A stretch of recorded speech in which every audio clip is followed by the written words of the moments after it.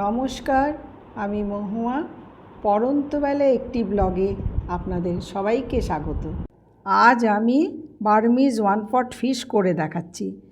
খুব সহজ একটা রেসিপি, যারা নতুন রান্না শিখছে তাদের খুব ভালো লাগবে। এখানে আমি সবজিগুলো কাটছি।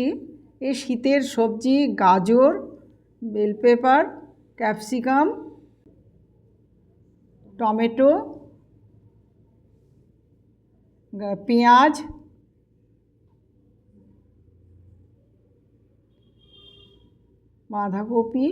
বাঁধাকপিটা একটু বড় বড় করে কেটে নেবেন, কুচি কুচি করতে হবে না, ওই একটু বড় বড় করে কয়েক টুকরো করে নিলেই হবে।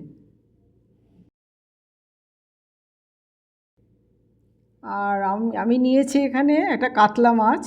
কাতলা মাছটা ভালো করে ভিনেগার দিয়ে একটু ধুয়ে নেবেন, তা নইলে একটু আষ্টে গন্ধ লাগতে পারে। আর আমার শীতের এই সবজিগুলো যে আমি কেটে রেখেছি এখানে, সেগুলো আমি ভালো করে মেখে নেব। আর আমার লাগছে একটু সর্ষে পোস্ত বাটা, কটা কাঁচা লঙ্কা, আর পেঁয়াজ, রসুন, আদা বাটা একটু লাগছে। আর কাঁচা সর্ষের তেল দিয়ে আমি সবজিগুলোকে ভালো করে মেখে নেব। এতে আমি যোগ দেব আরও নুন, হলুদ,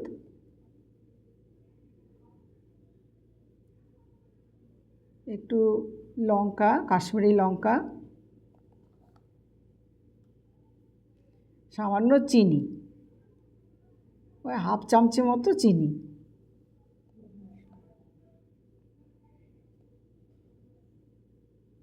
আর গরম মশলা দিয়েছি একটু, লবঙ্গ, দারচিনি, এলাচ।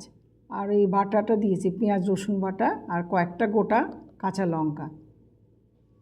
যেমন ঝাল খাবেন সেই অনুযায়ী আপনারা 5-6টা লঙ্কা দিয়েছি আমি।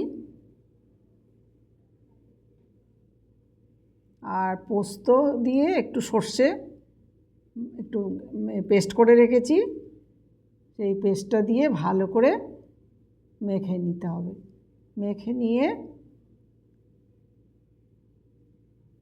আমি এটা একটা প্রেসার কুকারে, এই মাখাটা আমি প্রেসার কুকারে দেব।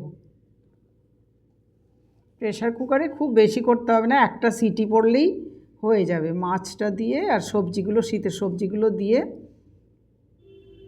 রান্নাটা খেতে খুবই ভালো হয়। এই রান্নাটা আমি বার্মা থেকে আসা এক পরিবারের কাছ থেকেই শিখেছি। ইনি আমার দিদির বাড়ি থাকতেন, ভাড়াটে হিসাবে থাকতেন। ওরা বার্মা থেকে বিতাড়িত হয়ে এসছে ভারতবর্ষে, ওই শিলিগুড়িতে থাকতেন। তা আমার দিদি আমাকে ওনার সঙ্গে পরিচয় করে দেওয়াতে আমি ওনার কাছ থেকে এই রান্নাটা শিখেছি। মাছগুলো ওপরেই দেবেন, তাতে ভেঙে যাবে। এবার প্রেসারের মুখটা বন্ধ করে দিয়ে আমি একটাই সিটি দেব।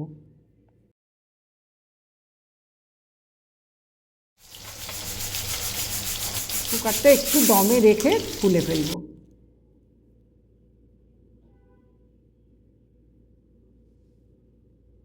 মাছগুলো বেশ ভালো নরম হয়ে গেছে। এক এক করে মাছগুলো আমি তুলে নিচ্ছি।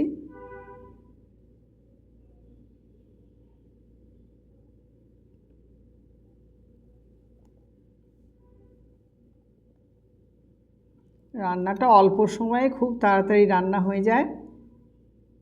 যাদের সময়ের অভাব, রান্নাটা কিন্তু তারা করে দেখতে পারেন।